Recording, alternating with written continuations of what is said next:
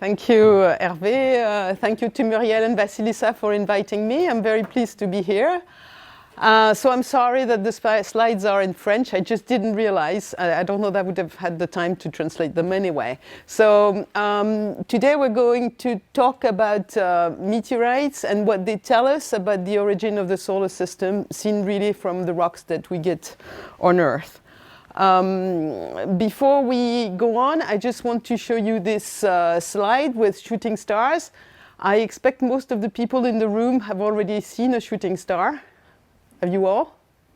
And do you know what happens? And it's interesting because in Corinne's talk, she talked about it this morning. Why does the sun shine? Why do the stars shine? It's because it's hot. What happens in a shooting star? Why does it shine? It's because something is hot. And what is hot, actually? It is that the air is being compressed by a piece of stone that goes into the atmosphere. And at first, it comes from the interplanetary medium. It's not dense at all. But when it starts going into the atmosphere is denser and denser and denser as you go down. So those rocks, they arrive at speeds which are 15 kilometers per second, typically. So that's extremely fast. They compress the air very fast. It doesn't have time enough to go away. So that air is compressed. It loses its electrons, makes a plasma, which is even hotter than the surface of a star like the sun. It's like 10,000 Kelvin, 20,000 Kelvin. So it shines. And you see the air that's running around the stone. So for that reason, even though the stone is very tiny, typically for a shooting star, it's a millimeter in size. There's a huge plasma that shines around it, that surrounds it, that you see. And the stone goes into the atmosphere. It's totally abraded by the plasma. It usually doesn't reach the ground unless it's big enough. And as soon as either it disappears or the air becomes so dense that the stone really slows down, then about 20 kilometers in height, an altitude is going to stop shining. So that's what you see when you see a shooting star. When it's a big object that falls, that arrives at the same speed, then it becomes very spectacular. And I'm going to show you a video of the arrival of the Chelyabinsk meteorite, which was back about 2013, so that's 8 years ago. That was very dramatic. I think most of you must have seen this thing. It's taken from cars, that's in Russia. A lot of people have cameras in their car to monitor what's happening on the road. And so we got a lot of videos of that object that arrives. So it's very dramatic. It shines a lot. So the camera is totally saturated, and then it tries to catch down, which is why it gets dark. But in fact, it's just the camera which is operating. So you see this very dramatic event. You see the light that's associated with the bolide. In the case of Chelyabinsk, we estimate that the size of the body that fell is about a big truck. It's about it's a little less than 20 meters in size. So, and arriving at, as I said, 15, 20 kilometers per second. I think it's very dramatic when you assist to something like that, but we'll see that later. Such objects that are 20 meters inside, typically they only happen like every 100 years or so. It's not very, very frequent. But one thing that is interesting is the object is being slowed down by the air, but also it arrives very fast. And what happens is at those speeds, it sees the air, even though it's a fluid, it sees it almost like a solid. So it's the same as when you deep into a pool. If you go too fast and you're not vertical enough, you're going to squash yourself. In the very same way, the meteorite or the meteoroid tends to squash against the atmosphere, and it will break. And it will break sometimes several times in a row, but the first breakage is the one that's the more intensive, where it liberates a lot of energy, and that's what you see here. You see that the object is broken, fragmented. We call it catastrophic fragmentation. It has fragmented once here, but in fact the Chelyabinsk meteorite is going to fragment several times, 5 times, but it liberates a lot of energy at this time. And because the bolide is very, very fast, people saw the light, saw the fragmentation, and then the burst, which is a sound. It's about 10 times slower than the actual object itself. It arrives 1 minute after the event, roughly. And you're going to see 2 videos taken from the inside of a building where you see the object arriving, and you'll see the result of the explosion arriving. Oh, it's the same thing. It just explains how the object fragments, and the more massive objects go faster. They are less slowed down by the air. So in the end, the meteorite is going to spread over the ground, with the heavier objects at the front and the smaller at the back. Except because it fragments several times, you can have small objects in front of bigger objects because there has been several fragmentation. This is the fall of the Peekskill meteorite back in 1992. That was the first time we had a professional picture of a meteorite fall. So this just explains how things fragment and how they will distribute along a line that marks on the ground the direction of the object. So here is the picture. So you see the light, which shows that the bolide is passing. Then they've cut the video for about 1 minute, and then you're going to see the explosion. Look at this guy in particular. That's what happens, because it's a gigantic airburst that arrives. It's like an explosion, and we'll see afterwards what happens. So this just plays on and on, okay? And the next video is even more dramatic. The people, they're just walking out of a factory in the morning, and they don't know what happened, and they just walk out of the building. It is not a very sturdy door. Still, you can see it's a very big burst. Nobody was really severely hurt in that accident here. But in fact, with the whole Chelyabinsk town being under the explosion, basically half the windows of the town were exploded. And there were about 1,000 people who were injured. 2 of them really, really severely. I know that one woman, she was thrown down on the stairs. She was in a staircase, and she fell, and she really hurt her spine. I think she broke her spine. I know there was another person really severely injured. All the others, they were just watching this thing and looking at the trail of dust behind that was left behind the meteor when the explosion arrived, and they were in front of windows. The windows exploded in their face, basically. So there was about 1,000 people injured because of that had to go to hospital. This picture I like very much. I've taken it simply from Wikipedia. It's the theater at Chelyabinsk the day after the event. And what I really like is the face of the cleaning lady, and she's, where am I going to start with all this glass all over? Half the windows in Chelyabinsk were broken at the time. And what was funny is also it fell on a day where there was, we knew that a small asteroid was going to come close to the Earth. And there was some confusion for about a day till it was realized that Chelyabinsk came one direction. In fact, it had not been seen at all. It was coming from the direction of the sun. And the asteroid DA14 came from a totally different direction. So the two just happened to cross the path of the Earth. One of them missed it, but they just happened the same day. And after the fact, they found in the snow, they found those rocks. Here is a meteorite. We'll come back on that. That's inside a pocket of snow. And this is the inside of the meteorite. And you can see what's called the fusion crust. That's the part where the rock interacted with the plasma in the atmosphere.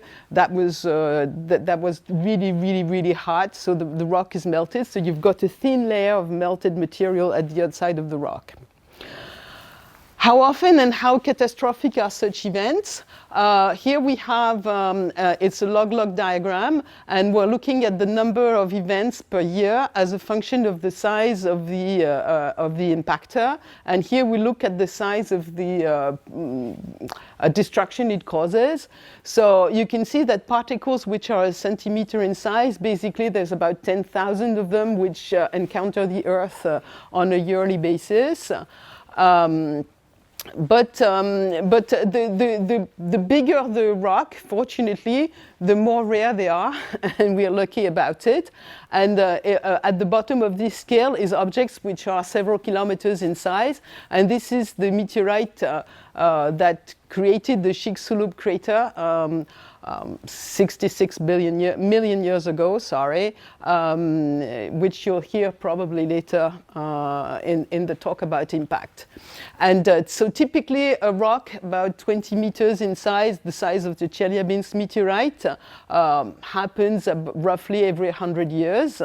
And typically it will create destruction locally. I'm not talking of the burst, I'm talking of the destruction. Typically it will create roughly on the order of 10 meters. But clearly the bigger the object, and it can create destruction that's the size of a planet if you have a body which is tens of kilometers in size, whereas much smaller objects will create destruction that's the size of a house, basically.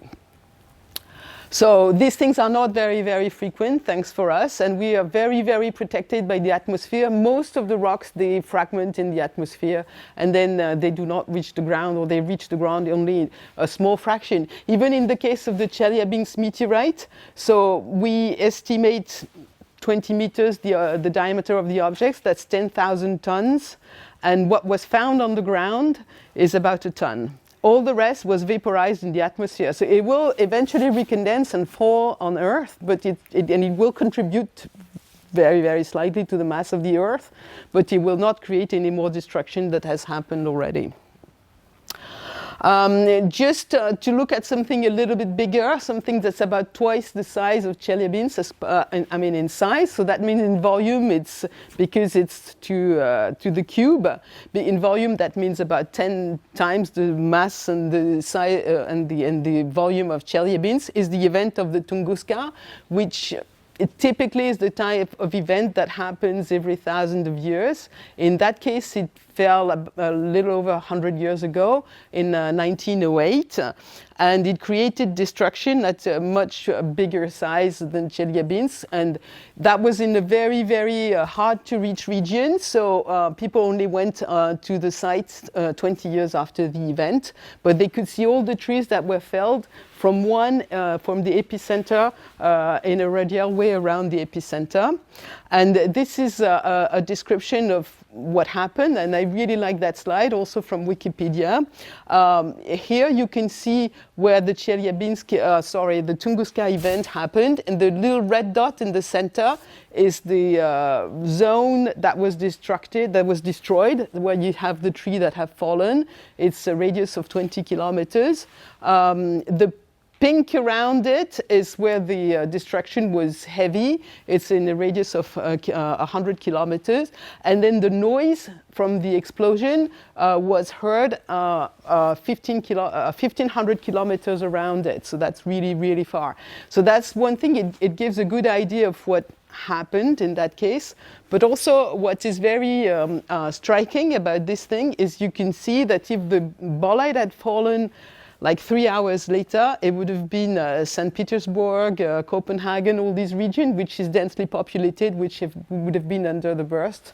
Whereas Tunguska happened in a forest where there was just basically mosquitoes, so nothing really happened. That people in the nearest towns, they could feel the burst, basically, and some of them were thrown on the floor, but it didn't go any further than that.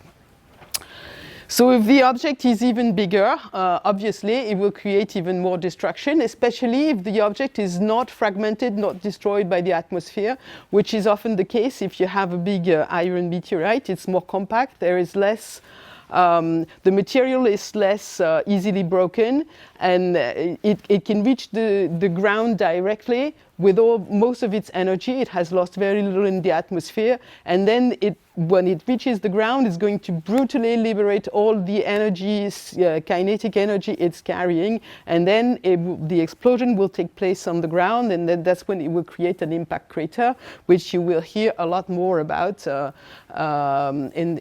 the next talk. So this is the first crater that was identified as a crater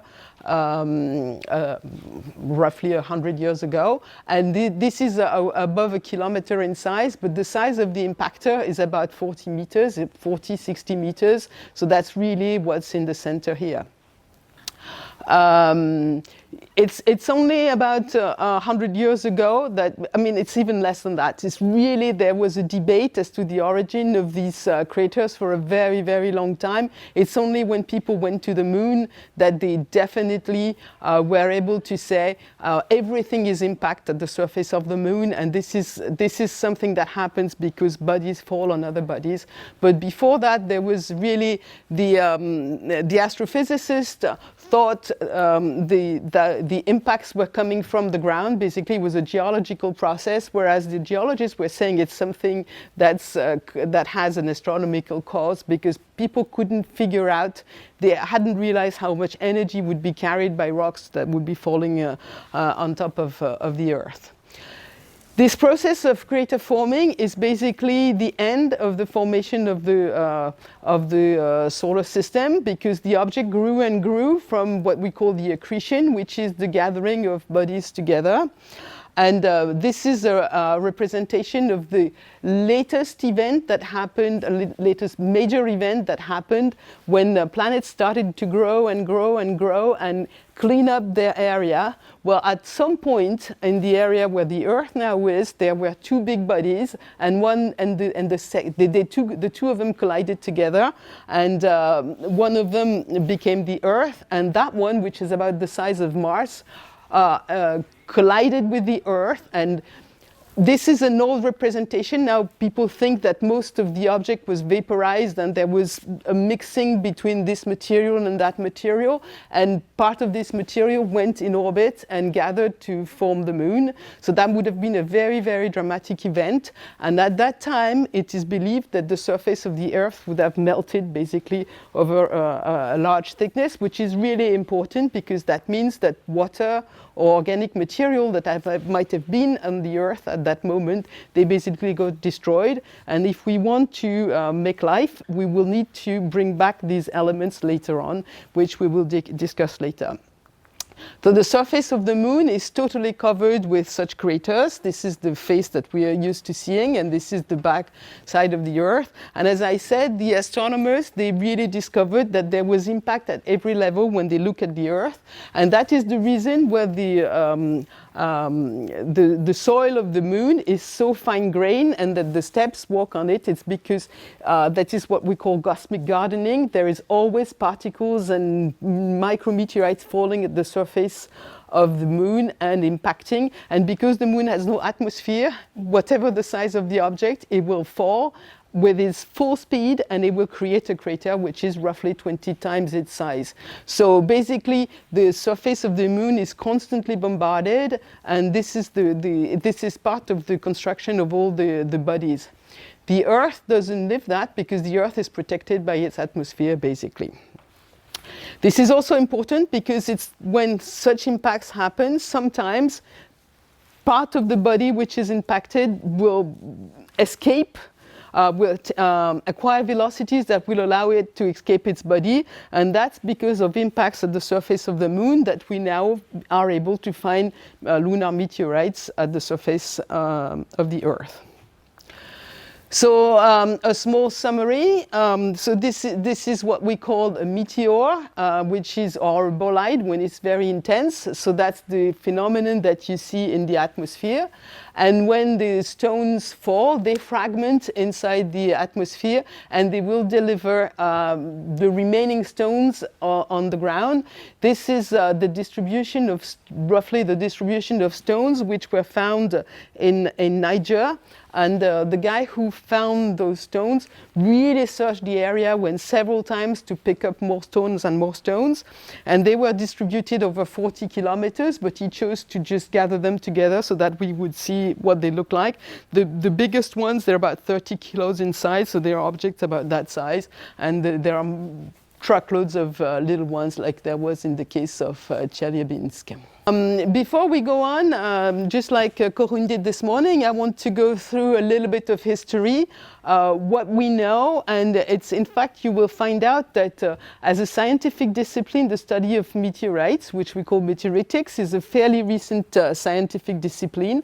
For a very long time, there was no question. People just saw this and they thought that's a prodigy, and they thought it might have a meaning. This is what happened in the case of the NC meteorite, which is the oldest meteorite that is curated, that we kept the stone of, the description and a stone of in Europe, because now we know there's an older one in Japan.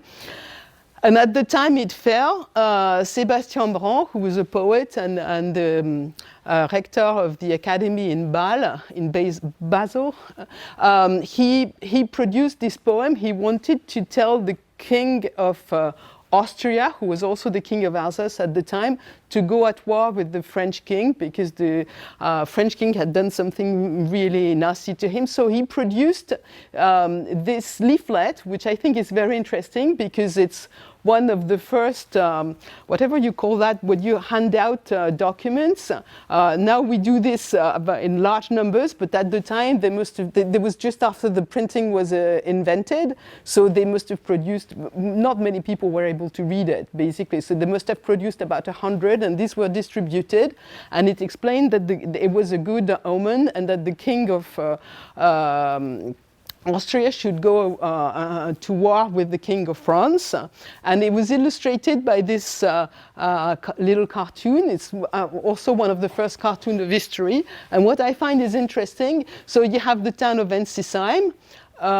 They show two people here attending the event. In fact, there was only one young shepherd who attended the event. But what I find interesting is you can see the stone in the sky and you can see the stone in the ground. So that's to give you the idea of the motion, that the stone has fallen from the sky. So for Sébastien Brand, that was a good omen, and the King of Austria did go to war with the King of France and won partial reparation. But what's interesting is about 50 or 60 years ago, afterwards, in Italy, in a chronicle, they used the event and they showed that 1492 was a very, very bad year. That was a very bad year for several reasons. One of them is the Borgia got to be Pope. The first Borgia got to be Pope. The French invaded Italy, and America was discovered, from which they brought back the syphilis, which was a nasty disease. So clearly it was a bad omen. But what's interesting is they took that same cartoon and they didn't have Photoshop at the time, but that didn't prevent them from changing the cartoon. So you can see birds dying. You can see, maybe, I don't know whether you can see it, but there's the head of a devil in the very, very dark sky. There's a dog that's hiding. There's a salamander, which is a fire animal, which reveals danger. And there's an owl on the town, which also shows that it's a bad omen. So even at the time, they were using the event as a prodigy and having a signification. And for many, many years, people did not doubt that there were objects falling from the sky, and that was a prodigy, and it didn't go any further.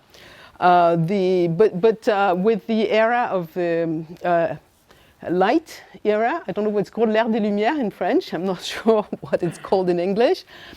People started ordering the world, basically, and saying, this is supposed to have fallen, but we know it's a fossil, this is a concretion, this is that. So they started doubting that they were actually rocks that fell from the sky, sorry.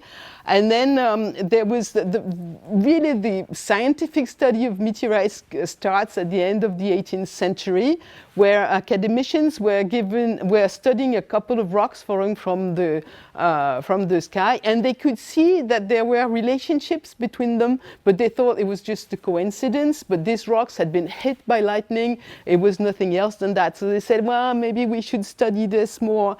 But they still didn't believe in the fact that rocks could fall from the ground. And things really started moving very, very late, 1794, when Chladni, who was a physicist, was a specialist of sound, started saying, we really have no idea. There is no reason that we can say whether these rocks fell or whether they didn't. But what struck him is the description of stones falling from the sky were very similar at different time, different region, and always people describe basically the same phenomenon. And he said it couldn't be proved that nothing was falling from the sky. And that's when the idea started to change. Plus there was a couple of very, very spectacular falls in Italy, in England, and people started really studying them chemically and closely. And what they discovered in all those rocks that were supposed to have fallen from the sky, they all had this common thing, that they had metal inside them. So you have to understand, it's a mineral that's shiny. It's like a pair of scissors, or just like this. This is shiny. Normally there is iron in most stones, but it's associated with oxygen. In this case, you've got metal grains, and not only was it iron, but that iron was associated with nickel, which was a chemical element which had been discovered just very recently. And all of these rocks had that. And normally, most of the time, no rocks that at the surface of the Earth, we'll discuss this afterwards, has metal that way. So that's when the idea really, really changed. And then there was the fall at L'Aigle in 1803. And the Biot, who was a physicist, went and really studied all the rocks, all the area, and the distribution of the rocks in the area. And he's drawn the first ellipse that shows how the stones really distribute. And he had a report at the French Science Academy, which really explained how those rocks had actually fallen from the sky. And that's when the scientists changed, really, and everybody was convinced, but not everybody. It's stupid because I've translated this into French. It was originally in English. It's Thomas Jefferson, and he says, I don't think it's very surprising that there should be stones that fall from the sky in France. There are many true philosophers in France, as many as otherwise, but they also have a lot of imagination, and it probably can give them facts that actually did not happen. So they are capable of believing just anything that's really, really stupid. I don't think our American colleagues would say that now. I should hope not. Anyway. So these are two meteorites. We now know that they are fallen from the sky, and because Europe, and in France in particular, were the first regions where these things were really recognized, we have historical collections, and these things are not found very, very frequently, even in France.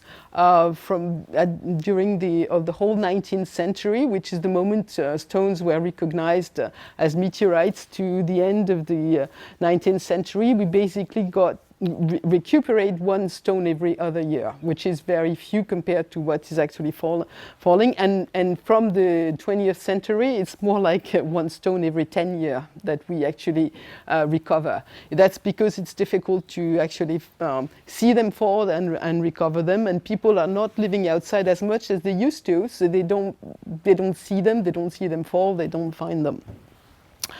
But we'll discuss that later if we have a little bit of time. What we will discuss today is, why do we study meteorites? What do they tell us?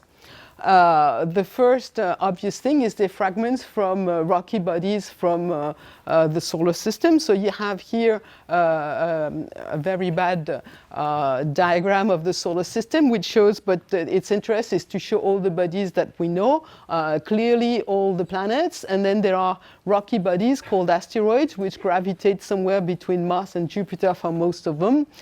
And then further, there's the location, and much, much further, of course, there's the location where you have icy bodies. Some of them sometimes go inside the solar system and become comets. So meteorites fall from most of these, from these bodies, from some of these bodies. And what's interesting is we have visited most of these bodies. We've sent probes, mostly on each of the planet has been visited by a probe. But actually landing, we have not landed on that many planets. We've landed on 1, 2, 3, 4, 5, 6, 7, 8, 9 bodies right now, because it's much, much more difficult to land on a body than to actually visit it and fly by it. So there's only 9 bodies, including the Earth, on which we have actually landed. And then, how many do you think we have brought back samples from? 2? No, a little more. A little more. We did not bring. We have samples from the Earth. We brought 380 kilos of lunar samples from 3 types of missions nowadays. We brought back some rocks from two, and soon we hope 3 asteroids, and we brought some particles back from a comet that were sampled from the atmosphere, basically around the comet. We have access to samples from 1, 2, 3, 4, 5. We hope 6 bodies. With meteorites, clearly we have a lot more material. We have as much material basically from lunar rocks that have fallen to the ground by chance, almost as much as we've brought back from missions. We've got material from Mars because we have sent several rovers that are on the surface of Mars, but we haven't been able to bring back samples so far. And we probably have in the form of micrometeorite material from comets. And obviously, we've got thousands of tons of material coming from a variety of asteroids, which are accessible to us. So first thing is meteorites. They are samples of the of the solar system, so they are space samples. Second thing is, I should have started this earlier. Second thing is some of these meteorites have come from bodies which have been very, very little transformed, this area. It's a representation done by a painter who was also an astronomer, which really helps him describe context for things. It's a representation of what the solar nebula might have been, the protoplanetary disk, where you are seeing the sun here and you're orbiting around the sun among the stones and gases. And it has the same problem of representing something like that, gives you a very bad idea or a very good idea of what it was, because it's the same as the drawing I showed you earlier. You cannot represent the solar system at scale. With the distances and the bodies at scale. It's the same here. It gives the idea that it's a very, very dense material, very, very dense medium. It wasn't like that. It was obviously, things were much more separated or much, much smaller. But still, it's the best representation we've had for a long time of what the solar system might have been like. So with the accretion taking place in that disk, and some of the bodies that are now asteroids or comets, they have very, very little evolved since then. And when you find meteorites that come from these bodies, then they are probes of what took place in time, and we have a picture of what was taking place in the forming solar system. So that's why meteorites are one of our best sources of information as to what happened at the time. There are 2 really main groups of meteorites. Earlier today I said that meteorites were identified because people could see that there was metallic grains with iron and nickel inside. And I said earlier that rocks normally at the surface of the Earth do not contain iron in metallic form. This is why we have what we call the age of iron. That is because in order to make metallic objects, you have to be able to extract the metal from separate the iron from the oxygen in which it's associated. And this is what we do in the sidérurgie, in the furnaces, in high furnaces. You put your iron ore, in which oxygen is associated with the iron, with the source of carbon, and because carbon has more affinity for the oxygen than the iron, then carbon is going to go away as CO2, and then you're going to recuperate the iron at the bottom. Of course, I've simplified it. And people have only known how to do that for about 1500, I mean, in Europe and Africa, for about 1500 1500, yes, 1500 years before our era, so it's not that long. And mostly, for a very long time, when they had iron, it was iron from meteorites, basically. So you have at the Bronze Age, you have weapons in China, you have a dagger in Tutankhamun's tomb. All these things, they were made from iron meteorite, because it's much, much easier if you've got a meteorite that's all made out of iron, metallic iron. You just need to heat it and bang it and fragment it, and then you can work the iron, and then it's easy to have a metallic object. It's the blade that's totally rusted that was made of meteoritic iron. But at the surface of the Earth, there is normally no iron. And why is it? That is because after accretion, the Earth was hot inside, and the heat, which was the result of radioactive decay from elements which were formed in stars before the sun was formed, was heating the center of the body. And if you take a material that's made of silicate material and metallic material and you melt it, you make two immiscible or several immiscible liquids, and the denser material is going to go at the center of the planet, exactly like when you have oil and vinegar. The oil is going to be above the vinegar. In the same way, the vinegar will go at the bottom. The liquid iron is going to go to the bottom of the planet, while the lighter liquids are going to erupt at the surface. And this is the way you make bodies which, like the Earth, have a metallic core, a silicate layer with the less dense liquid, mostly basalts, and then you've got a residual mantle in between. This process isn't finished on Earth because Earth is still hot inside, and it has. This is why we have volcanism. This is because the lighter liquids erupt. And what are the elements that do that is the radioactive elements, and this is all the radioactive elements that are involved in geology. And here they're all ranked like that, and this is their half-life. And you've got elements which have a very, very short half-life, typically for aluminum 26, 700,000 years. And then you've got things that are called that are in billions. And these different elements have a different role in planetary differentiation. The very light element, they're going to give a lot of heat very, very fast, especially aluminum, because it's an element that's rather abundant, so it's going to give a lot of energy very, very fast, but it will not last.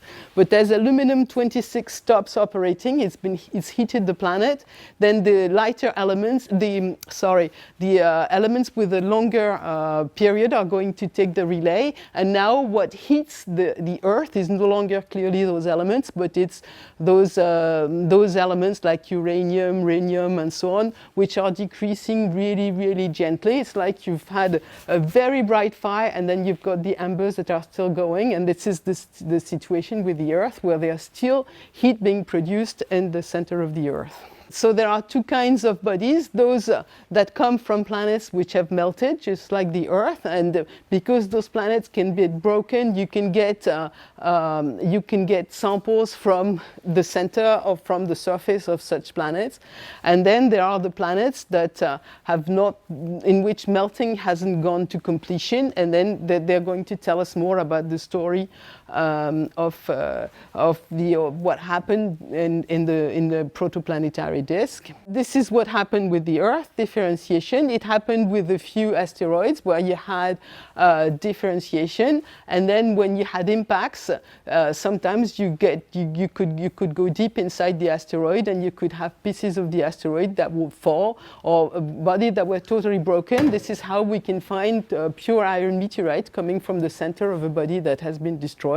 There are bodies which accreted late, when the aluminum 26 had already decayed in the gas, basically. So this did not accumulate as much heat as the bodies that were formed early on. So this did not melt inside.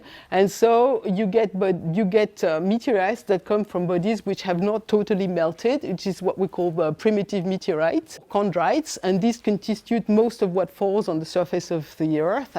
Presently, it's about 86% of the objects that fall. And then there are basaltic rocks or metallic rocks, which constitute about 12% of what falls on the Earth. So clearly, they give us totally different types of information. Those that come from bodies which have not melted give us information about the genesis of the solar system. And they are distributed into different kinds. Most of those that fall are called ordinary chondrites, about 80% of the rocks that fall, so it's really a lot. But then we've got two varieties of chondrites. We'll come back on that later on. Some which are very rich in carbon, which will have more interest, which are more interesting to us in terms of the origin of life, which are only 3% of the rocks that fall.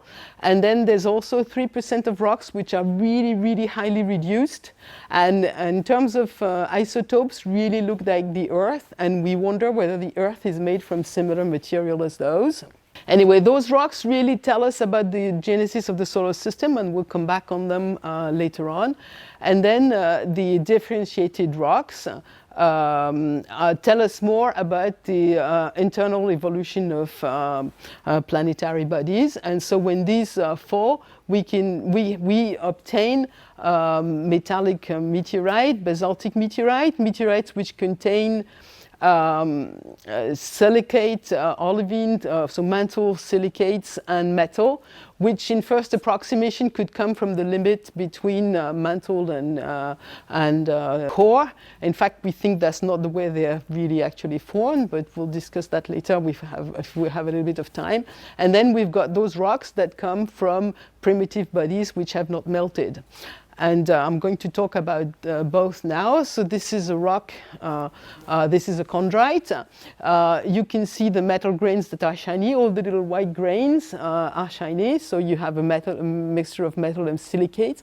And if you orient it in a slightly different way, you're not going to see the metal shining, but you can see all these little spherules which constitute the rock. Most 85% of the material of that rock is made of that little spherules, which we call chondrites. This is the shape.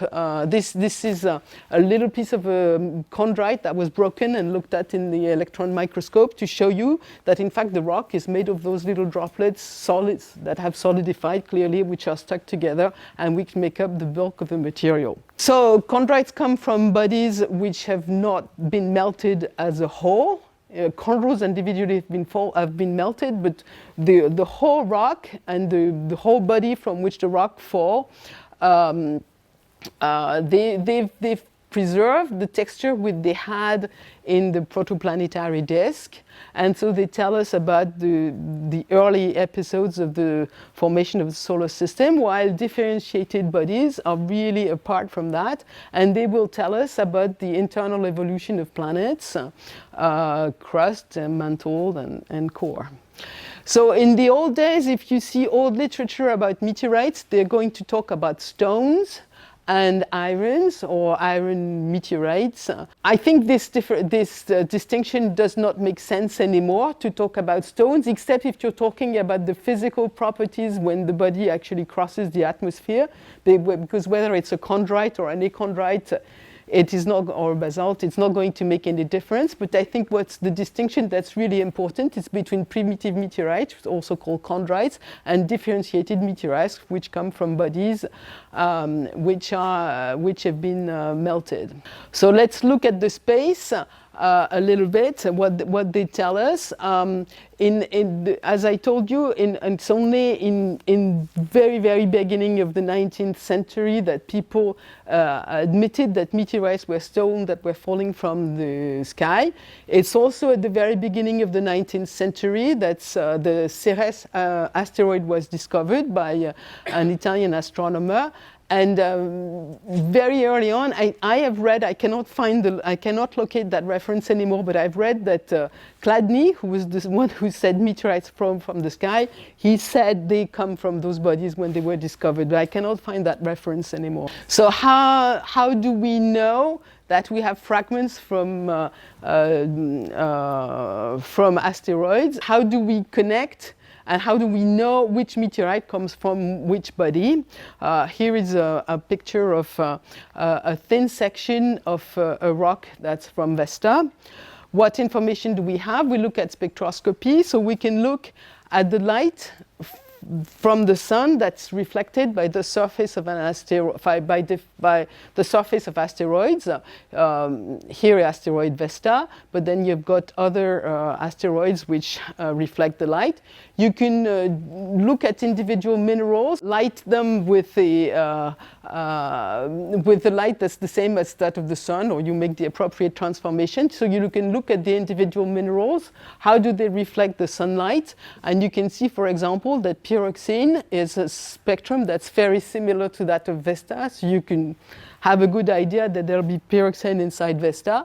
And the other thing you can do is you can crush meteorites and look at their spectrum when you light them with sunlight, and the same way, and you can compare the spectra of those bodies of meteorites with those of asteroids. This was done first in the 70s for Vesta, and then that's when people started to say, well, these category of meteorite, we call eucrites, all those basalts and related rocks, they have to come from the asteroid Vesta. And since there has been some more meteorites that were attributed to different kinds of asteroids based on their spectra, but we'll see that it's something that is that we're doing, but that isn't very, very precise. Obviously, it's much better to go and visit the planets, as we did for Vesta. This is a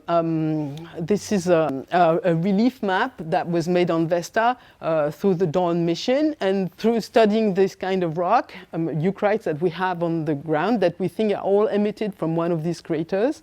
Then we can try to study the geology of Vesta.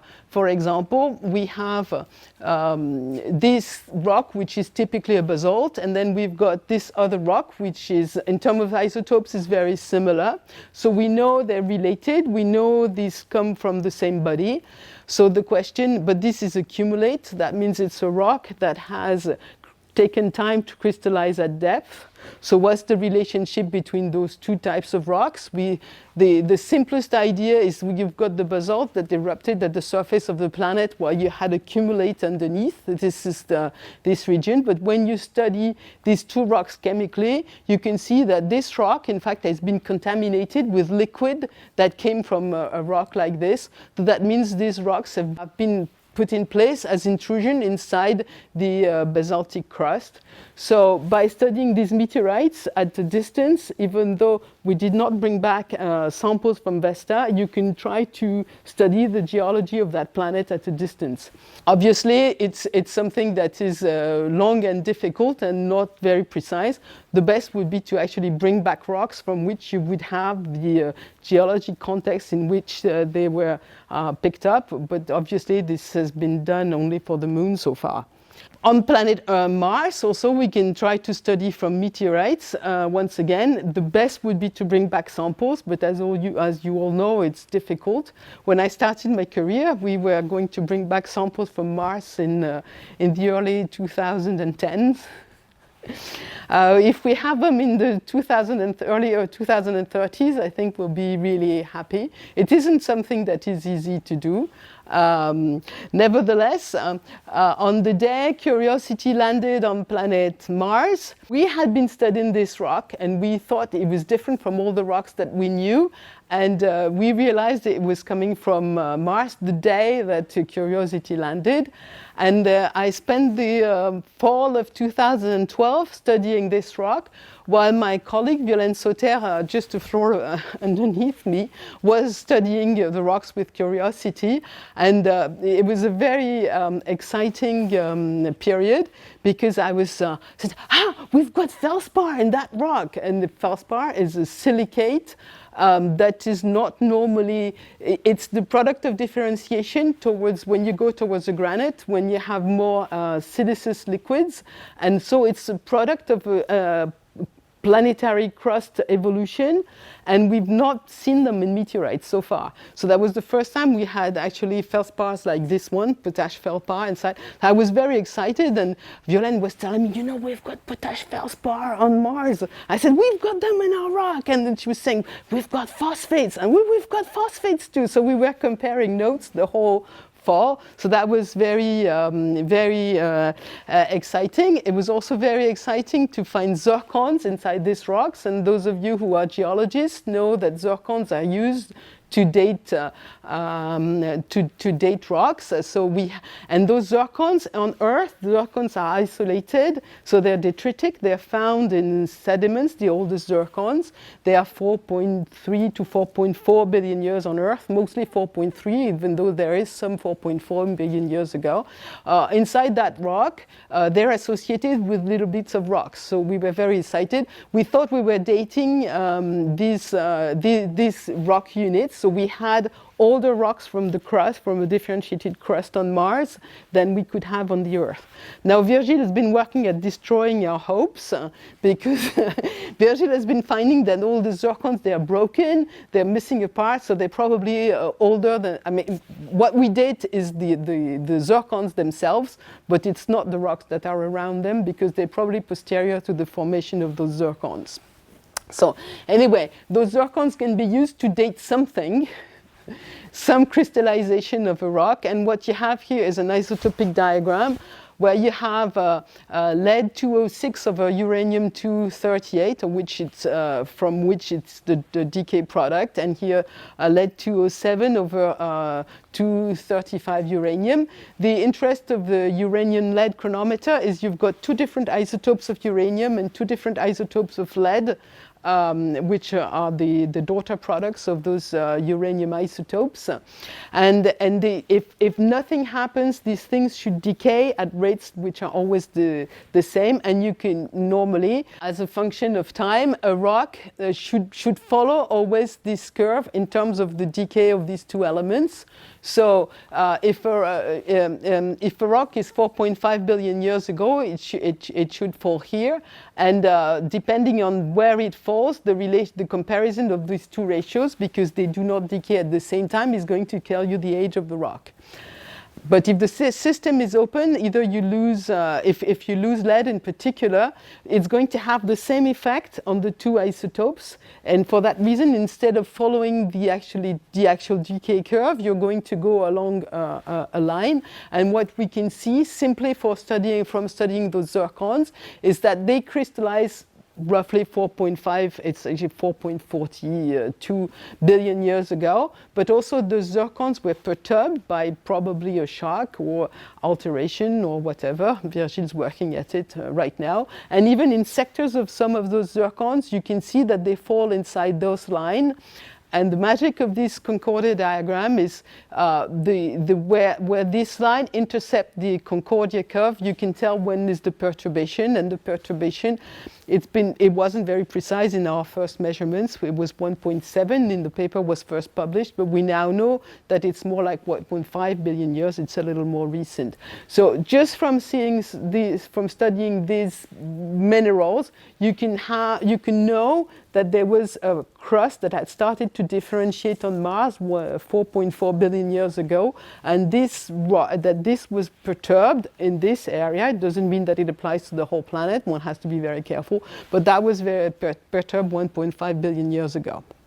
So you can see, just from studying those meteorites, unfortunately, we don't know exactly where they came from, although we do have an idea for that very rock. But just from studying these meteorites, we can do geology and try to reconstruct the study of Mars. But actually, the connection in these two cases, whether it's Vesta or whether it's Mars, the connection between the planet and the rock is fairly easy to make, but often it isn't that easy. And we have many cases where it's very difficult to actually make the connection between a rock and the type of asteroid.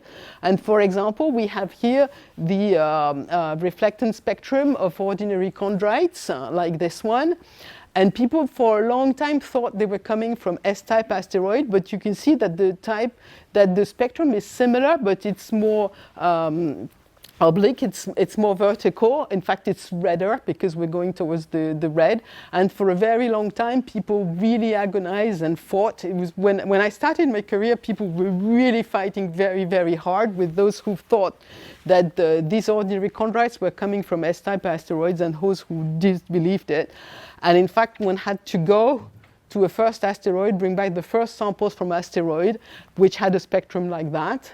But it turned out that the rock that were brought back by the Itokawa mission, Hayabusa mission, Itokawa was the name of asteroid, they totally look like ordinary chondrites. So that really ended up the debate.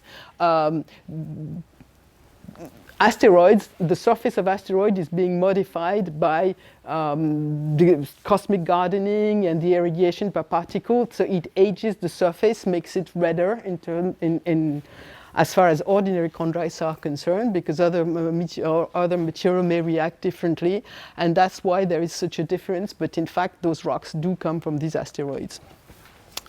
Most meteorites were capable of making a connection between a type of asteroid where they came from, basically. About 98% of the meteorites that we observe that fall on the Earth, we can tell from what type of asteroid, not what asteroid, what type of asteroid it comes from. But you can see that inside the asteroid belt, it's only about 30% of the asteroids that are in the asteroid belt that we have samples from. There's about 70% of the mass of the asteroid in the asteroid belt that we have no samples from. Of course, this is highly biased because the biggest of all asteroids is Ceres, and we have no sample that come from asteroid like Ceres. So most of the mass of the asteroid belt, we don't know what it's like. This is a little schematic diagram of all the type of spectra of all the asteroids that are known, where you can see S is where the ordinary chondrites come from, and it's all just little schemes to recognize this. And there are 6 types of asteroids for which we have no samples on Earth, as far as we can tell. And in fact, the 2 missions that went to asteroids very recently, they've picked 2 of these carbonaceous type of asteroid, B and CG, to bring back samples from. And we already know that, I can't remember which one is which, but the samples from Ryugu have come back already. In fact, they really look like CI chondrites. And also, we think that a large fraction of the material that comes back from, that falls from the sky doesn't fall as big meteorite, but as micrometeorites, as small dust. And we think these probably are more representative of these asteroids that we are missing, and that interplanetary dust particles are the best analogous material to those asteroids which are not sampled in our collection. Now I'm going to talk a little bit about how we use meteorites not to sample space, but to sample what took place in time. And in fact, this is the Orgueil meteorite, which is a CI meteorite. And Corinne talked about this this morning. She showed you this diagram. This is the abundance of elements. This is a log-log diagram. It's the abundance of elements inside this meteorite and compared to the abundance of elements in the sun. And you can see that there is a very good agreement between the abundance of those various elements. Sorry, I should say in the sun is mostly hydrogen and helium. So if you want to make comparison, you have to ratio it to one element, and we are ratioing everything to silicon. So for one atom of silicon in the sun compared to one atom of silicon in the rock, and the ratio of all elements to silicon, it's basically similar over really several orders of magnitude, except for the most volatile elements. Carbon and nitrogen are more abundant in the sun than they are in the meteorite, and of course there's a huge difference between for hydrogen and helium, which are all the elements that do not go easily in the materials. What has to be remembered that 99.9% of the material of the solar system is in the sun. So when we talk of the composition of the sun, we're talking of the composition of the solar system. Most of it was formed in the Big Bang as in the form of hydrogen and helium. And everything else constitutes in the protoplanetary disk, everything that constitutes the gas and the grains was formed in stars that died before the sun was formed. And mostly these grains, they were condensed either in the interstellar medium or at the vicinity of stars. And all of these things Corinne talked about very, very in a lot of detail this morning. But what's important is the sun was formed from the interstellar medium, which had been fed basically from all these stars with different evolution, which created all these heavy elements. What we're interested in is this part of the story, and basically the composition of the interstellar medium has been changing with time. Corinne told to us about the galactic evolution, but that's really what's important, is at the time of the Big Bang, basically the first stars that formed were comprised mostly of hydrogen. But with time, the medium has been evolving, and it's kept evolving. But what we have with Orgueil and with the meteorites that we fall are the composition of the interstellar medium 4.5 billion years ago. That's what's really important. That's the composition of the interstellar medium 4.5 billion years ago. This is what we find in the meteorite Orgueil. Also, only Orgueil actually has this composition. Every other meteorite, if you look at its chemical composition, it's different because it's lost some of its volatile elements. So this is what the diagram on the right here shows. We're looking at the ratio of one element to aluminum, which is the least volatile element of this set, in different categories of meteorite. And the more volatile an element is, the more it is depleted in all the other rocks compared to Orgueil.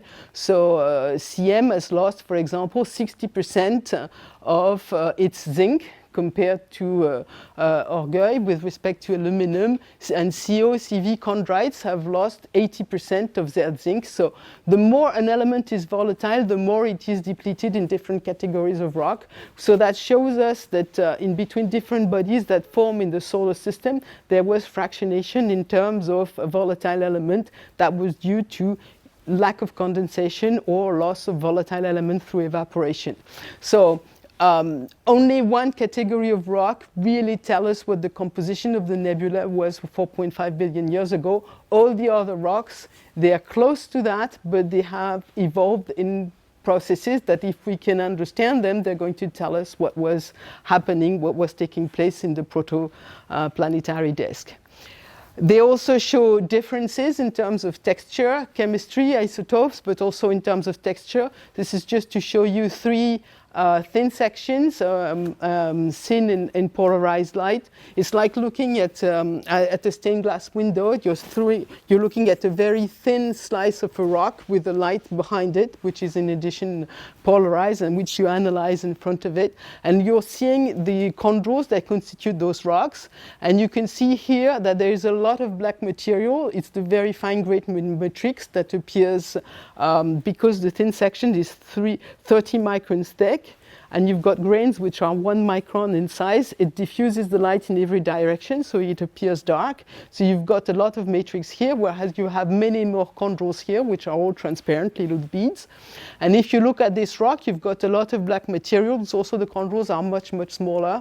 So that tells you that there was some physical process that was sorting this chondrule and this matrix material inside the protoplanetary disk. And once again, if we manage to elucidate those processes, they're going to tell us what was happening at the time the planets were forming. Before I go any further, just a few words as to what a chondrule is. We've known them for more than 200 years. They were seen the first time a chondrite was put under a petrographic microscope. And at the time, Sorby said, well, they are like droplets of fiery rain. That means droplets of magma, which crystallize in microgravity. But 200 years later, we know a lot more about them, but we still don't know how they formed. So this is the pretty picture of a chondrule. It's a little sphere, a little droplet, and it's even, there's some kind of differentiation inside that rock because you've got the transparent olivine crystal at the center. You've got more opaque, more fractured pyroxene crystal at the periphery. So they understood very early on that it was liquids that crystallized in microgravity. And there's this nice little picture that you can see a guy in the space station that's fooling around with this liquid instead of drinking it. This is water. And now he's putting ink inside it to make it a colored bubble. So blue and red is going to turn green. I don't understand the physics of that. So if somebody explains it to me, I'll be happy. But what I find very interesting, you're going to see little droplets. Oh yes, he puts in aspirin that makes bubbles, and you're going to see little droplets being emitted. Do you see that? And it's, we know that chondrules have lost volatiles, and I always thought of it as a very slow evaporation process from the surface of a chondrule. And in fact, now I realize that gas probably comes out as bubble, and we do have microchondrules associated with big chondrules, so I think they must be emitted that way. But clearly, it's telling us something, but it's hard to understand. To show you how little we know about how chondrules were made, that's a diagram that's about 20 years old or something like that at the end of a chondrule conference. And that's a summary made by an astronomer on how the chondrules were formed. And he thinks it's from the heat that has melted the little aggregates of silicate, made them into droplet, is related to the irradiation by the sun. He thinks they're collisions between planets. They think it's big parcels of matter falling on the disk. They think it's lightning in the disk. And and of course, if we did that diagram now, we would have different hypotheses. So I think it means, one, it must have been a rather nasty place to be there at the time. Two, we had a lot of imagination, but we don't understand anything. We don't even know whether the planets were formed already when the chondrules form, and they're the product of collision between planets, or whereas the chondrule formation was the event that initiated the planetary formation. That's how little we know. But of course, we're looking at events that took place 4.5 billion years ago, and that were overprinted by many, many events since. So we're still searching. A few more words, and then I'll stop. So you've got a slab here of a meteorite showing you chondrules. And the matrix that's in between, the dark material, and then you've got those little whitish parcels of aggregates, and these are the older objects that we know in the solar system. They're called refractory inclusions, and their age has been measured very precisely. And they are the oldest object we know in the solar system, and they're also made of the least volatile elements. If you took a gas that has the composition of the sun, or the composition of the Orgueil meteorite, and you cooled it down, the first elements that would condense would be titanium, calcium, aluminum, and that's what the refractory inclusions are made of. So we think they're the first condensates made within the solar system, and they are the oldest objects that we can date inside the solar system. So that is the reason we know the age of the solar system and the age of the sun. Corinne told it this morning, said that's the only star of which we actually know the age. We know the age because it's been measured in those little bits of rocks. So that's one thing that is interesting. And then the matrix, I haven't said anything about, except it's grains that are a micron or less in size. In fact, we have a picture here. The scale bar here is 200 nanometers. It's very small silicate grains and sulfide grains and metallic grains.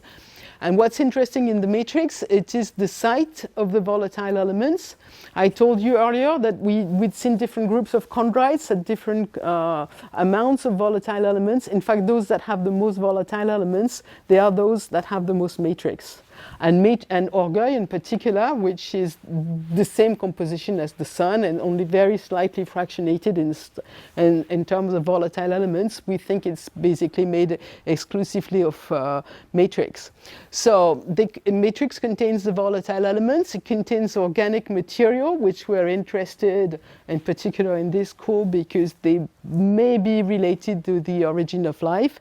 And it also contains little grains that were condensed in the vicinity of stars that have disappeared since, like those grains here, which is micron in size. Here you've got a little diamond grain, and here you've got a grain of carbide, a grain of graphite, with the titanium carbide inside its center. And so we think this grain has first the titanium carbide condensed, and then on top of it the graphite condensed. And these grains are inherited from stars that ejected them into the interstellar medium before the Sun and the solar and the protoplanetary disk were formed, so that they are trapped inside meteorites and they reach us whole, and we find them. So by studying these grains, and there's very specific isotopic composition, we can relate them to the nucleosynthetic processes that take place in stars and study nucleosynthesis directly.